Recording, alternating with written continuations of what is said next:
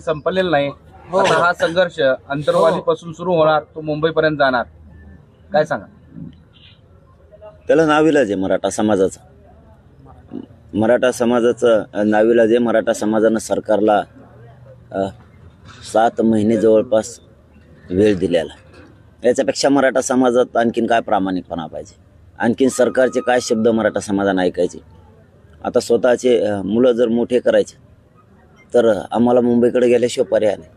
हे आरक्षण मुंबईतच आहे, ते घेतल्याशिवाय पर्याय नाही। मराठा समाजाला माझी विनंती की आपलं पोरं आज आपले सगळे मुंबईकडे निघतायत मराठा आरक्षणासाठी।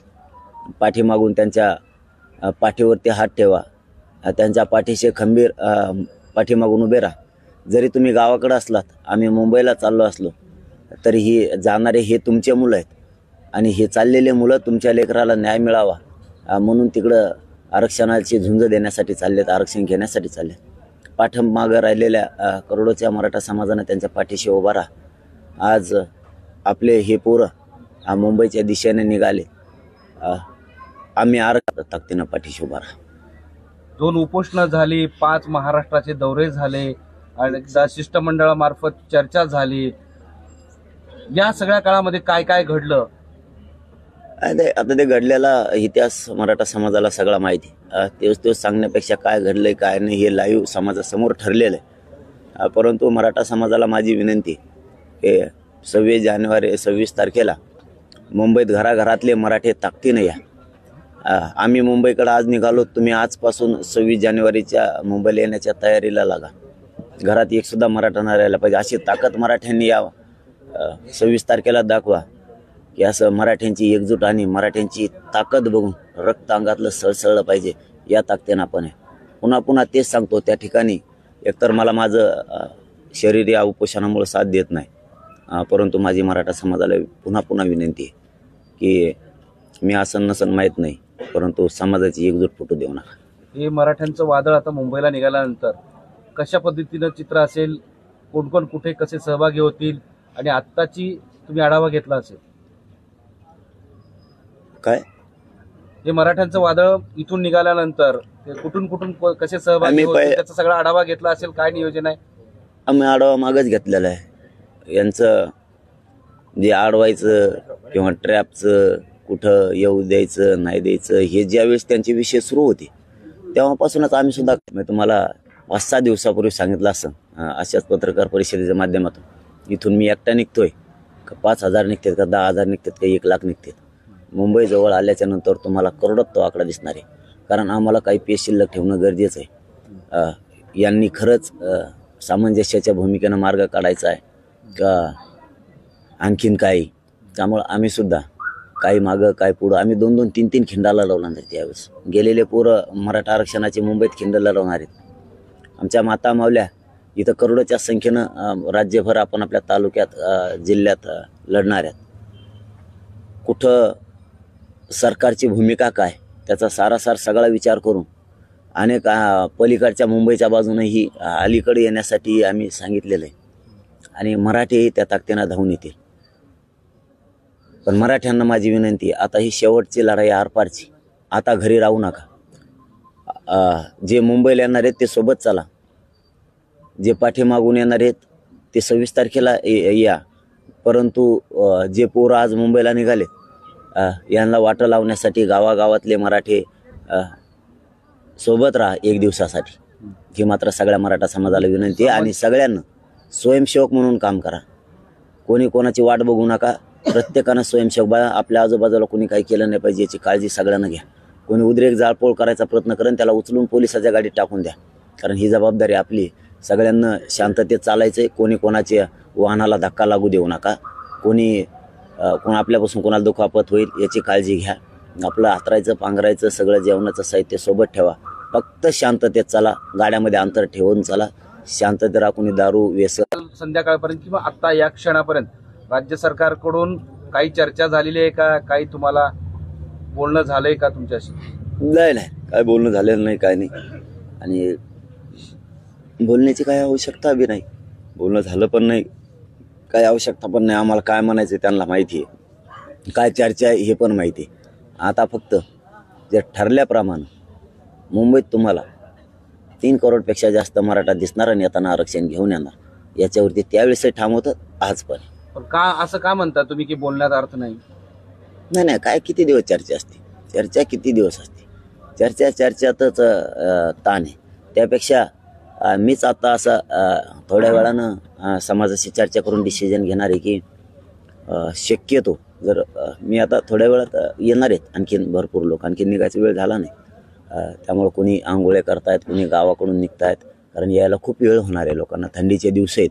त्यामुळे मी आल्यावरच विचार घेणार आहे. शक्यतो इथूनच मुंबईपर्यंत आमरण उपोषण करत जायचं, हे शक्यतो मी समाजाला आता विचारून निर्णय घेणार आहे की इथूनच आमरण उपोषण करतच मुंबईपर्यंत जायचं. आता हे फार हो. मोठं विधान आहे तुमचं की इथून तुम्ही उपोषण करतच जाणार, म्हणजे काय ते जरा सांगा मला. कारण शेवटी आता समाजासाठी जीव अर्पण केला तर मुंबईत गेल्यावर तर करायचंच आहे. पण शक्यतो मी विचारतो समाजाला आल्याच्या नंतर की शक्यतो मी बसलो जे काय असेल त्यातूनच आमरण उपोषण करतच मुंबईला जायचं. 26ला म्हणजे इथूनच सुरू, 26लाही करायचं आणि तिथंही करायचं. जेव्हा जीव अर्पण केला आणि तेव्हा सरकार जर मराठ्यांना वेठीस धरणार असलं तर आपलंही सगळा जीव पणाला लावायचं आपण पीठ ठरवलं आता. पण शक्य आहे का? कारण एका ठिकाणी उपोषण करणं, बसणं आणि चालत जाणं उपोषण करत, हे शक्य आहे का? ते आता गाडा घेऊ आम्ही किंवा मग काय करता येईल ते करू, पण समाज शेवटी मोठा आहे आणि या समाजाच्या न्यायासाठी सरकार जाणून बुजून जर मराठ्यांच्या नोंदी सापडल्या असून मराठ्यांना आरक्षण देणार नसेल तर कुठंतरी जीवाची बाजी लावून जीवावर उद्धार होऊन या गोरगरिबांच्या लेकराला मोठं करण्यासाठी आपल्याला एक टोकाचं पाऊल, गोरगरिबांचे मराठ्यांचे लेकरं मोठं करण्यासाठी आपल्याला कुठंतरी टोकाचं पाऊल उचलावं लागणार आहे.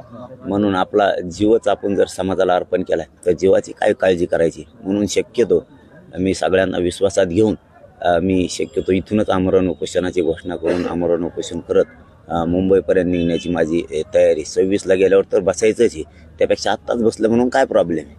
कधीतरी तिथं गेल्यावरही जीवाची बाजी लावायचीच आहे, मग आत्तापासूनच लावली म्हणून काय प्रॉब्लेम. काल मुख्यमंत्री असं म्हटले होते की सरकार सकारात्मक आहे, तुम्ही सामंजस्य भूमिका घेतली पाहिजे. सामंजस्याचीच भूमिका होती म्हणून 7 महिने वेळ दिला. आम्ही त्यांच्या शब्दाचा मान सन्मान केलेला. याच्यापेक्षा काय करणार? त्या चर्चेत काय, त्यापेक्षा शेवटी आम्हालाच टोकाचा संघर्ष करावा लागणार. पाटील, तुम्ही असं म्हणताय की 54 लाख नोंदी असणाऱ्यांना अगोदर प्रमाणपत्र द्या. जर सरकारने या सगळ्या काळामध्ये ही प्रक्रिया पूर्ण केली तर 23 डिसेंबर पासून आतापर्यंत करू शकत होते. जाणून बुजून मराठ्यांच्या लोकांचा वाटोळं करायचं हे सरकारचं स्वप्न दिसतं. त्यामुळे आम्हाला आता टोकाचा लढल्याशिवाय पर्याय आणि ते देतील अशी आशा तरी कशी धरावी. कोण विरोधात आहे, कोण मराठा आरक्षणाच्या बाजूने, यामुळे काही अडचणी येत आहेत. त्यापेक्षा आपणच आता लढलं पाहिजे. सामंजस्याच्या भूमिकेला मुख्यमंत्री साहेबांच्या आम्ही कधी साथ दिली नाही. त्यांनी 30 दिवसाचा वेळ मागितला, आम्ही 40 दिवसाचा दिला. त्यांनी 3 महिन्याचा मागितला, आम्ही 3 महिन्याचा दिला. त्यानंतर त्यांनी 2 महिन्याचा 24 डिसेंबरपर्यंत मागितला, आम्ही 2 डिसेंबरपर्यंत सुद्धा 24 डिसेंबरपर्यंत सुद्धा वेळ दिला. आता 23 डिसेंबरला आम्ही घोषणा केली की आपण मुंबईला चाललो आहे. तर आता 23 डिसेंबर ते 20 जानेवारी म्हणजे 2-3 दिवसांना हा सुद्धा महिना आहे. याच्यापेक्षा काय करायला पाहिजे?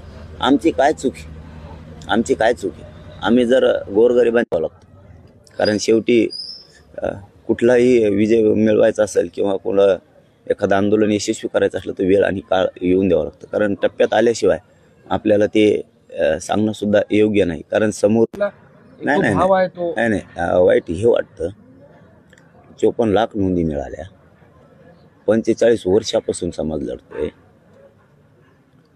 करोडोच्या संख्येनं मराठा समाज एकत्र आला आणि 250-300 पेक्षा जास्त बलिदान गेले. आमच्या लेकरांच्या डोळ्यात कंपाळाचं आई बहिणीचं कुंकू सुद्धा गेलं. अरे इतकं निर्दयी सरकार असू शकतं? ज्या सरकारला या मराठ्यांनी हृदयपणा काय असायला पाहिजे. माझा मराठा समाज आज ताकदीनं लढतोय. हजारो केसेस झाल्या, आमच्या माता माऊलींचे डोके फोडले, तरी आम्ही शांततेत करतोय. आजही 1 महिना झालाय आमरण उपोषणाची आणि मराठे मुंबईकडे जाण्याची घोषणा केलेली, तरीही सरकार गांभीर्याने घेत नाही. इतकं निर्दयपणा यांच्या अंगात असणं म्हणजे हा खूप अन्यायाचा कळस झाला, खूप अन्यायाचा कळस झाला. आणि शेवटी आता मराठ्यांनाच हे शांततेचा आसरा हातात घेऊन यांना आपल्या लेकराला न्याय मिळणार नाही. हे बघा, मी लढायला आणि मरायला कधीच भेट नाही आणि भेटणार सुद्धा नाही. पण मला एक वाईट वाटतं की इतका निर्दयपणा मंत्र्यात आमदारात असू शकतो, सरकारमध्ये असू शकतो. शेवटी तुम्ही सुद्धा माणूस आहेत, तुमच्यात माणुसकी जिवंत असली पाहिजे. अरे जर तुमच्या डोळ्यात एकदा आत्महत्या झाल्यात तर तुम्हाला झोपसुद्धा नाही यायला पाहिजे. आणि तुम्ही मात्र संतापाची लाट म्हणून समोर येईल. लाट तर मराठ्यांची आहेच, परंतु काय असतं शेवटी मला माहीत नाही, मी समाजात असं नसेल, फक्त मराठ्यांनी एकजूट नाही पडू द्यायची. मी आता छातीवर गोळ्या जरी पडल्या तरी मी माग हटणार नाही. कारण पोरं मराठ्यांचे मोठे झालेले बघायचे आणि मी ते बघण्यासाठी सज्ज झालेलो आहे. मी रात्रभर झोपलो नाही.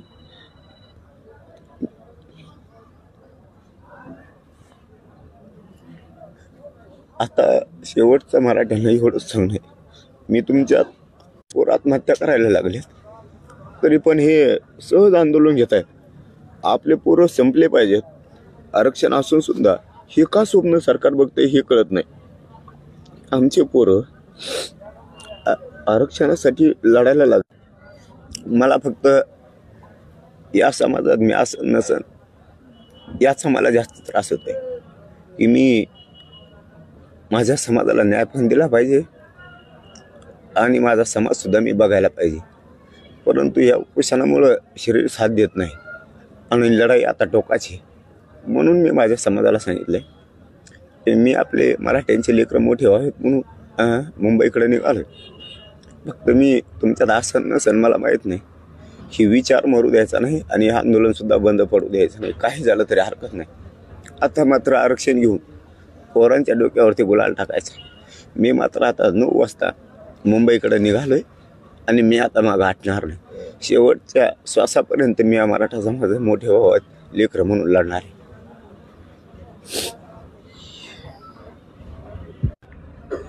की जे कुटुंब ज्या बांधवाने आमची आत्महत्या केली ना, त्या माता माऊली जाऊन जरा करता पुरुष घरात नसल्यावर काय होतं. ज्याचा एकुलता एक पोरानं आत्महत्या केली त्याच्या बापाला जाऊन विचारा काळजातलं लेकरू नसल्यावर काय होतं. ज्या दिवशी संक्रांतीचा सण करायचा त्या दिवशी त्या माऊलीला नवऱ्याची पण आठवण आली आणि कंपाळाला कुंकू कसं लावायचं याची पण आठवण आली. माझ्या डोळ्याला पाणी येण्याचं कारण ते की शेकडो माता माऊल्यांच्या कंपाळाला कुंकू नाही राहिलं आमचं. तरी इतका निर्दयपणा सरकारच्या मनात असू शकतो. आता यांचा नीटोबा सरळ केल्याशिवाय मराठ्यांना आता शांत बसून नाही चालणार.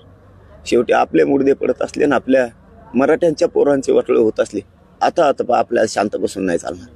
कारण आपण आता बघायची भूमिका नाही घेऊ शकत. आपल्या मनगटात खूप ताकद आहे. आता आपल्याला तिचा पुरा उपयोग करायला लागणार आहे. कारण बलिदानं गेलेत असे काहींचे एकुलते एक मुलं गेलेत.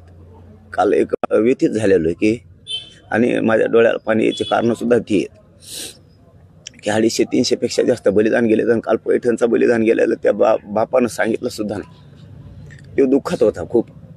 त्याने सांगितलं आता माझं एकुलतं एक पोरग गेलंय, फक्त तुम्हाला सांगायसाठी आलोय, जाऊ द्या. माझं गेलं तर एकुलतं एकच होतं, जाऊ द्या गेलं तर, पण आरक्षण घ्यायचं आहे आपल्याला. त्यावेळेस त्याच्या अंगात काटे आले होते आणि अंगाचा थरकाप उडाला होता.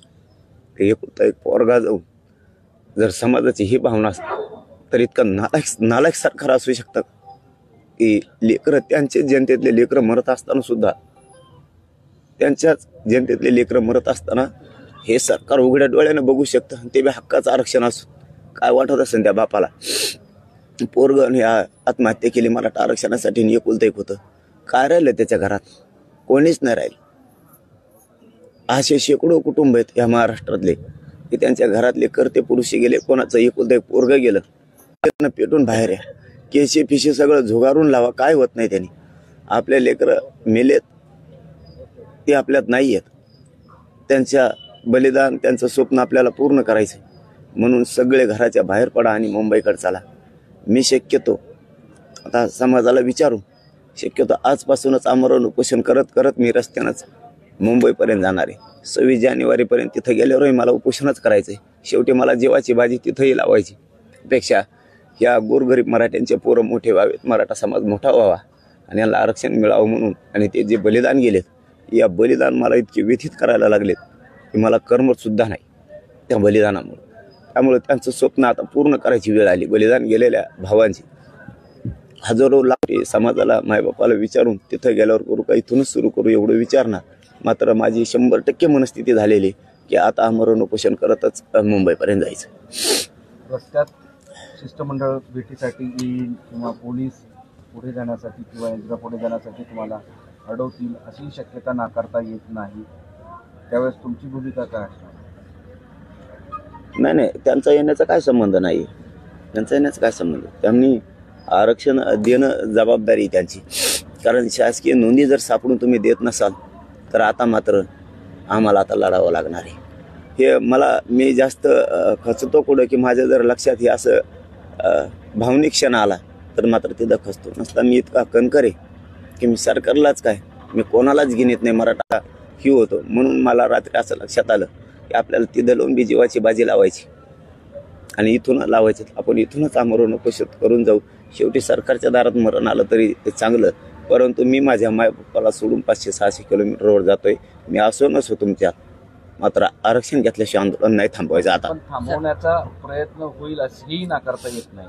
रस्त्यात तुम्हाला अडवलं ते तसं करू शकत नाही, कारण आम्ही सुद्धा तसं निवेदन आमचं सुद्धा आहे की कोणत्या बाजूनं. मग आता मुंबईकडून येणारे कोण आणि महाराष्ट्रातून येणारे कोण, सहभागी होणारे मध्ये कोण नसता. आम्ही सुरुवातीलाच इथून 1 करोड लोक सोबत घ्यायची सुद्धा आमची तयारी होती की इथूनच 1 करोड घ्यायचे.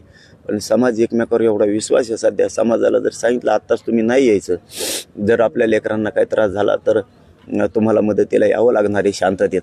त्यामुळं काही लोक पाठीमागं सुद्धा थांबले, काही लोक आता येणार सुद्धा आहेत. आणि आता वाटा लावायला सुद्धा लाखात लोक येणार आहेत. लोक आता घरं सोडायला लागलेत. सगळे मराठ्यांचे लोक घरी न थांबता कामं सोडून. बैठक आहे आणि सगळ्यांचे संवाद लगेच आहे का? आणि तुमचा निर्णय किती वाजता जो नाही आहे तो सांगणार? नाही, बैठक काय नाही. आज बैठक काय नाही. चालताच ते आहे समोर, चालताच विचारणारे आणि एकाएकीच घोषणा करणारे. नाही म्हणले तर बघू पुढे गेल्यावर काय करायचं ते. परंतु माझी 100% मनस्थिती आता झालेली की मला ते बलिदान माझ्या डोळ्यासमोर दिसत आहेत. आणि मराठा समाजाचे 6 कोटी मराठ्यांचे पोरं या आरक्षणामुळं खूप त्रास भोगत आहेत आणि ते मुलं सोबत दिसत आहेत. आता मात्र त्या मराठ्यांच्या पोराच्या अंगावर आरक्षण देऊन गुलाल टाकायचं आणि त्या लेकरांना मोठं झालेलं बघायचं. गोरगरिबांचे मराठ्याचे पोरं क्लास 1 पासून क्लास 4चे अधिकारी झाले पाहिजेत. IPS IAS दर्जाचे अधिकारी माझ्या मराठ्यांचे पोरं झाले पाहिजे. यासाठी लढाई हक्काचं असून तुम्ही देत नसाल तर मात्र टोकाचं लढून, हे शांततेत टोकाचं लढून आरक्षण मात्र आता आम्ही मिळवणार आहेत. मी आता आंतरवाली एकदा सोडली, आरक्षण घेतल्याशिवाय मागं फिरत नाही, याच्यावरती मात्र मी ठाम आहे. पण शंकरशी काहीच चर्चा होणार नाही का? नाही, 1-2 जणांना डायरेक्ट आपण दरवाजे चर्चेचे बंद केले होते. परंतु 1-2 जणांना सांगितलं की शेवटी समाजात सगळे आले. समाज म्हणून या रॅली सहभागी होणारा आमदार असो, मंत्री असो, खासदार असो, सत्ताधारी असो, विरोधक असो, कोण जे असेल तो समाज म्हणून सहभागी होणार आहे. कोणी इथं राजकारणी म्हणून सहभागी होणार नाही. हे अगोदरच्याच आपण प्रेसमध्ये 8 दिवसापूर्वी डिक्लेअर केलेलं आहे. पाटील, आता तुम्ही ज्यावेळेस लिहिणार तो तुम्ही पुढं पायी जाणार, वाहनं कुठे असणार आणि आलेले सहभागी झालेले लोक कुठं सहभागी व्हायचं या संदर्भात काय दिशादर्शक सगळे चालतील. आणि त्याच्यानंतर आम्ही ज्यावेळेस मुक्कामी त्या ठिकाणी जास्तीची संख्या असेल तर ते तुकड्या पाडणार आहेत. मग ज्या तुकडीसोबत आपण आपले वाहनं चालणार आहे. तुकड्यांचं नियोजन कसं तिथून माथुरीहून करणार? हा, ते मुक्कामाच्या ठिकाणी, कारण आता पहिलीपर्यंत आमची कसरत नाहीये. आम्ही आमच्या पद्धतीनं व्यवस्थित नियोजन लावून ठेवलेलं आहे. त्यामुळं आम्हाला कसला धाक नाही, कसली शंका नाही आणि काही लोड पण नाही. आमच्या चेहऱ्यावर लोड नाही, कशावर लोड नाही, कशावरच नाही. कारण आम्ही आमचं नियोजन टप्पे वाईज पाडून ठेवलेलं आहे. त्याच्यामुळं लोक वेळेवर केशी करण्याच्या नादानादात, अन्याय करण्याच्या नादानादात जनता आपल्या जवळची कवाशी लांब निघून गेली. हे माणसाचे त्याच्यात त्या सत्तेच्या रग असती त्याच्यात लक्षात राहत नाही. परंतु त्यांनी डोळे उघडले तर बरं होईल की मराठा समाज पूर्ण बाजूला निघायला लागला आहे आणि आता तरी किमान मराठा समाजाचे मनं जिंकणं गरजेचं आहे. हे सरकारनं आता डोक्यात घेणं गरजेचं आहे की सरकारने जनतेचं मन, मराठ्यांचं मन. पाटील चर्चेचा मार्ग खुला आहे सरकार. होते 1-2 जण म्हणलेत की राहू द्या, काय फरक पडत नाही चर्चा सुरू ठेवल्याने. आपण काय आपल्या मागणीवर तर ठामच आहेत आरक्षण देणार, त्यापेक्षा चर्चा केल्याने काय फरक पडणार आहेत. आपण थोडं ते चर्चेला आल्यावर म्हणणार आहेत की नाही म्हणून. आपण तर आपल्या मागणीवर ठामच आहेत. त्यामुळे आले तर आले, नाही आले तर त्यांची मर्जी. पाटील 3 वाजता मुख्यमंत्री महोदय बैठक घेत आहेत आरक्षणासंदर्भामध्ये. ज्या प्रकारे तुमचा आंदोलनाचा वेळ जसा जवळ येतोय सरकारवर दबावही वाढत चाललेला आहे, तर ते तुम्ही दरवाजा जो उघडा ठेवला आहे त्यातून काही वाटतं का आज काही होऊ शकतं? कारण वारंवार सरकारकडून निरोप येणं किंवा शिष्टमंडळ येणं, बच्चू कडू अखेर त्यांनी सुद्धा हात टेकले, आता ते तुमच्याच सहभागी होत आहेत. आणि आता त्या नाविलाज आहे, त्याला आमचा नाविलाज आहे. आता त्यांना हे बघा, ते आमचे शेगानी मी गावे खेळतात का नाही. आता हे चॅनलवरती नाही बोलायला पाहिजे. आता आमचाही संख्या कमी दिसणार आज. आम्हाला खेळावं लागणार आहे. तुम्ही आम्हाला भ्रमात ठेवलं आहे. आम्हाला आता तुम्हाला काहीच नाही बा असं बी दिसलं पाहिजे. आता मी नाही बोलायला पाहिजे या गोष्टी. नाही, काहीच नाही दिसलं पाहिजे. तुम्ही आमचे लोक मुंबईजवळ आल्यावर कशा पद्धतीनं येणार आहेत, किती करोड येणार आहेत, आमच्या मराठ्यांनी नियोजन केले आणि ताकदीनं केले. तुम्हाला 3 करोड बघायचेत ना, 3 करोड क्रॉस करून दाखवतात मराठ्यांना. रात्रीचा आकडा सांगतो तुम्हाला, 3 करोड मुंबईत क्रॉस करून दाखवणार आहेत मराठ्या. पण काही जणांनी आक्षेप घेतला 3 करोड कटत खिल्ली उडवली त्या तुमच्या ह्याच्यानं. ते बदग्याचं जाऊन तिकडे असल्या बुंगाऱ्याच्या नाही नाद लागत नाही. असले बुंगाऱ्याचं काय खरं आहे, कामातून गेलेली ते त्यांचं काय असलेच काय. तू मोज म्हणा तिथं उभारून चल, तो यासाठीच निवेदन आहे. तू ये मोजायला, मोजे तू फक्त. आता मराठी किती नसतं इथून एका हाकेवर. हे बघा, त्याने म्हणलं मग तरायला लागलं मग आपल्याला जमत. इथून 50 लाख ते 1 कोटी लोक काढतो. मग आमच्या लोकांची किती हरबडी. आम्ही आमचं निवेदन व्यवस्थित केलं. हरबडी बी नाही झाल्या पाहिजे, कोणी आजारी नाही पडलं पाहिजे. लोक येते नुसते आमच्या गोदापट्ट्यातले 123 गावातलेच, नुसते 123 गावातलेच सगळे निघू शकते. पण सगळ्यांच्याच हालापेष्टा करायच्या, सगळ्यांनाच बेजार करायचं, त्यापेक्षा वेळेवर या ना. आम्ही चलतो तोवर पुढं. जे आता इथं अंतरवालीमध्ये आलेले आहेत ते ट्रॅक्टर, टेम्पो, ट्रॉलीसह आलेले आहेत. त्याच्यामध्ये सगळं गॅस, खानपान सगळं घेतलंय. काही जणांनी स्वतःच्या पाण्याचे टँकर सुद्धा हे केलेले आहेत. हे सगळं आहे. पण जेवणासाठीचं दिवसभराचं नियोजन काय आहे आणि मुक्कामाच्या ठिकाणी, कारण थंडीचे दिवस आहेत प्रचंड, रात्रभर कुडकुडत समाजानं तयारी केलेली, त्यामुळे ती काहीच अडचण नाही. आम्ही आमच्या पद्धतीनं सगळं नियोजन केलेलं आहे. मराठा कोणत्या दिवशी मुंबईत येणार याचंही केलेलं आहे आम्ही. मागच्या लोकांनी कधी कसं थांबायचं हेही केलेलं आहे. आमच्यासोबत नुसती गर्दी होऊन आपल्याच लोकांचे हाल होऊ नयेत, आपल्याच लोकांचे एकमेकाला इन्फेक्शन झाल्यासारखं ही होऊ नये, किंवा आपलीच रांग जाऊ नये 10-50 किलोमीटरवर आणि मग आपलेच माणसं आपल्यालाच सापडू नये, असं नाही हो. आम्ही हे बघा इतकी अप टू डेट काळजी घेतलेली की लोकाला दाखवून काय नाही करायचं आम्हाला. लोकाला दाखवून काय नाही करायचं. लोक इतकेच आहेत सुरुवातीला आणि तितकेच आहेत. आम्हाला यश महत्त्वाचं आहे. लोकाला दाखवण्यात आम्हाला मोठेपण नाही किंवा हुशारक्या मारायच्या नाही की इतके तितके. आमचे निवेदन आम्ही पद्धतशीर केलेलं आणि त्याच्यात आम्ही 100% आजचे बघून यशस्वी झालो. नाही तर आम्हाला असा दाखवता की आपण मस्त सांगितलंय पण येत का काय, पुरीच लवखंड. पण मात्र लागते या जातीला लोक म्हणत होते का एक होत नाही, ऐकत नाही. खरंच धन्यवाद द्यावा लागतील की जे निवेदन ठरलंय त्याप्रमाणे पुरी ताकदीनं आता 26 तारखेला येतील याची मला पक्की गॅरंटी मिळाली. वेदना घेऊन जाणारे मराठी आले होते तुम्हाला भेटायला, त्यांनी स्वतः तुमच्यापासून सोडवलं होतं. आता वाटतंय मुख्यमंत्री साहेब परत येतील, तुम्हाला भेटतील, काही तोडगा काढतील, कारण त्यांनी महाराजांच्या समोर शपथ घेतली होती आरक्षण दिल्याशिवाय मी काही स्वस्त बसणार नाही. तो त्यांचा प्रश्न आहे. आता काय करायचं, आमचा प्रश्न आमच्या समोर आहे. त्यामुळे आम्ही तर मुंबईकडे निघालो. त्यांनी काय करायचं काय ठरवायचं त्यांचा प्रश्न. तुमचं काय आव्हान आहे आता शिंदे साहेबांना किंवा नाही आव्हान केले. आता किती दिवस आव्हान करणार, आव्हान करायला सुद्धा काही मान मर्यादा आहे. किती दिवस. मराठ्यांमध्ये उत्साह जास्त आहे, जागोजागी सत्कार, बरंच मोठमोठे हार वगैरे ठेवले. पुन्हा तेच सांगू का, खरंच मला एक आलता मराठा समाज 14 तारखेला म्हणून गर्व वाटला माझ्या जातीचा. आणि आज सुद्धा गर्व वाटायला लागलाय. सांगितल्याप्रमाणेच मराठा जमलाय. मला इतका धाक पडला होता की जर हे पहिल्यासारखे लोखंडी इकडे आले तर आपलं सगळं नियोजन कोलमडणार आहे पहिल्याच दिवशी. परंतु ज्या ज्या टप्प्यावरती निवेदन झाले, जसे जसे मराठी सहभागी होणार आहेत तसाच मराठा वागायला लागला. मला इतकं कौतुक वाटायला लागलं ह्या जातीचं की खरंच अशी जात होणेच नाही. हा, मराठ्यासारखी जात होणेच नाही. इतकं कौतुक वाटायला लागलं मला जातीचं. सांगल तसंच सध्या मराठा समाज करायला. मराठी मला आजच्या निवेदनावर असं आनंद वाटायला लागला की 100% ठरल्याप्रमाणे मुंबईतच मराठी सगळेचे सगळे 3-4 करोड मराठी मुंबईतच घुसणार आता. पाटील, आम्ही मनोज जरांगे पाटील लढणारे, ओरडणारे, गर्जना करणारे पाहिले, मात्र आज डोळ्यात अश्रू असणारे जरांगे पाटील आम्ही पाहिलेले आहेत. वेदना मनामध्ये आहेत. मात्र दुसरीकडे तुम्ही आता जे विधान केलंय, सरकारच्या दारात मरण आलेलं कधीही चांगलं, ही वेळ येऊ शकते का? कारण ह्या तुमचं जे विधान आहे ना, हे प्रत्येकाला एक हृदयाला धक्का देणार आहे. काय आहे की आत्महत्या हे झालेल्या आहे. कारण मी माणूस आहे बघा, मी निर्दयी नाही. मला ते आत्महत्या, मला इतकं काळजाला लागलं ते की एकुलता एक मुलगा गेला, बापानं सांगितलं सुद्धा नाही. म्हणजे आरक्षणासाठी मराठ्यांची कोणत्या टोकाची तयारी.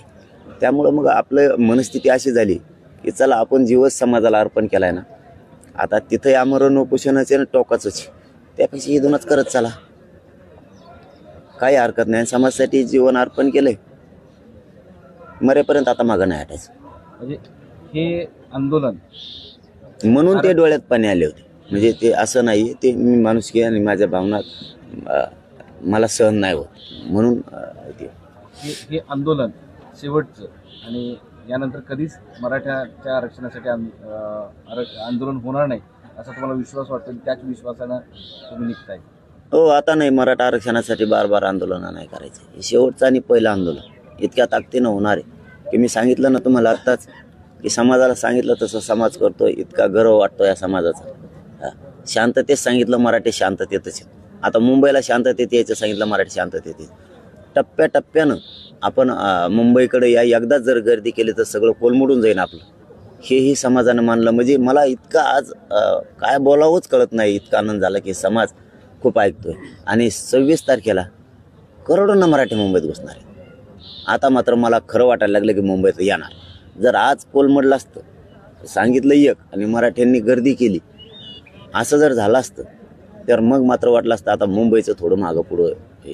आता मात्र 100% मराठी घरी नाही थांबत. 26 जानेवारीला सगळा महाराष्ट्रातला मराठा समाज मुंबईत आहे. आता सगळ्याचे सगळा. आता आम्हाला आज सोयीस्कर जाणार आहे. आता चालायला पण, नियोजन करायला पण, व्यवस्था करायला पण सगळं सोयीस्कर जाणार आहे. आता आमचं नियोजन कोलमड नाही. आता मात्र माझ्यात ताकद आली ती बोलल्याप्रमाणे समाजानं केल्यामुळं, आणि त्यांनी पेललंय शांततेचा शब्द मराठ्यांनी पेलला. हे मला खूप आवडतं. उद्रेक नाही. मराठा नेते जे आहेत ते कुठेतरी अजूनही उदासीनच पाहायला मिळत आहेत. आंदोलन सुरू केलं, मोर्चा सुरू केला, मात्र त्यांनी पाहिजे तशी साथ दिली नाही. साथ दिली असती ना तर ही वेळ इथपर्यंत आली नसती. कारण त्यांची ताकद जर एकत्रित आली असती तर खूप काही घडलं असतं. आता त्यांचा प्रश्न त्यांच्यापाशी, आमचा प्रश्न आमच्या जवळ आहे. मात्र मी माझ्या जातीचा गर्व आहे म्हणून पुन्हा सांगतो की ते एकत्र आले का नाही आले का आम्हाला त्यांची आवश्यकता पडत नाही. कारण माझा करोडोंना मराठा समाज एक झाला. ज्या समाजाला सांगितलं होतं पहिलं दिवस कोलमडलं नाही पाहिजे, आपण एकदम सुटसुटीत निवेदन करता आलं पाहिजे, त्या पद्धतीनं समाज आहे. आणि मुंबईत मात्र करोडोनं या म्हणलेलं त्याची तयारी करोडोनं चालली. मुंबईच्या गल्लीत आता फक्त मराठीच 26 तारखेला दिसणार आहेत, दुसरं कोणीच नाही. मराठी आणि मराठीच दिसणार आहेत. चलो, धन्यवाद. प्रश्न असा आहे की आज मुख्यमंत्री बैठक घेत आहेत आणि तुमचाही मोर्चा मुंबईच्या दिशेने कूच करणार आहे. तुम्हाला असं वाटतंय का की तुमचा मोर्चाला सुरुवात होती म्हणून ते बैठक आता त्यांनाच माहित कशासाठी घेतात. आम्हाला पाहिजे 54 लाख प्रमाणपत्र आणि त्या परिवाराचे प्रमाणपत्र. 54 लाख प्लस एकूण दिलेले सगळे आणि सगळ्या सोयऱ्याचा वोट. पण हे 54 लाख मिळाल्यावर आधीच त्याचा वोट उपयोग काढून याच्यावर आम्ही ठाम आहेत आणि ठाम राहणार.